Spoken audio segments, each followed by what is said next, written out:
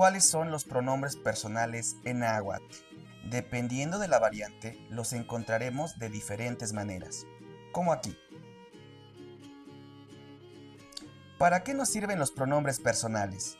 Los pronombres personales en náhuatl se ocupan para enfatizar quién realiza la acción o a quién le sucede una acción en una oración. Unos ejemplos serían los siguientes: Neni kochi, yo duermo; Teti kochi, tú duermes; Ye kochi, él duerme o ella duerme. Una última característica es que los pronombres personales se pueden omitir en la oración.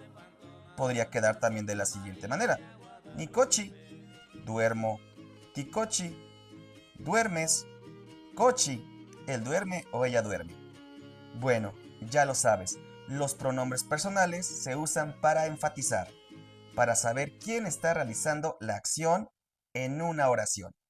Bueno, espero te sea de utilidad. Onkatimomati. Ahí nos vemos. Si quieres aprender más sobre la lengua náhuatl, sígueme.